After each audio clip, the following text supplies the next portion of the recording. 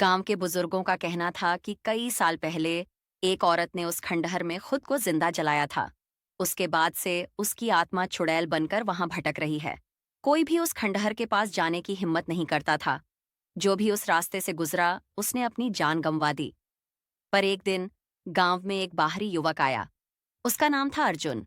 अर्जुन ने गांव वालों की बातें सुनी, पर उसे इन सब पर यकीन नहीं हुआ। उसने ठान लिया कि वह खुद खंडहर जाकर देखेगा कि सच में वहां कोई चुड़ैल है या नहीं। रात का समय था। अर्जुन ने अपनी टॉर्च उठाई और खंडहर की ओर चल पड़ा। रास्ता सुनसान था।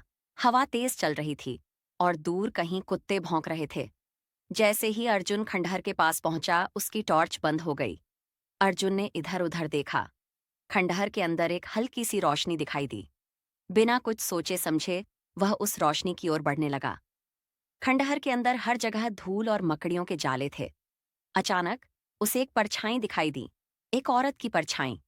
उस औरत का चेहरा बुरी तरह जला हुआ था। आंखें लाल और भयानक थीं। वह धीरे धीरे अर्जुन की ओर बढ़ने लगी। अर्जुन ने भागने की कोशिश की, पर उसके पैर जैसे जमीन से चिपक गए थे। वह चीखना चाहता था, लेकिन उसकी आवाज जैसे गले में अटक गई थी।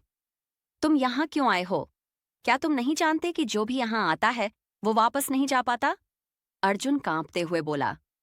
मैं मैं सिर्फ देखना चाहता था कि ये सब सच है या झूठ।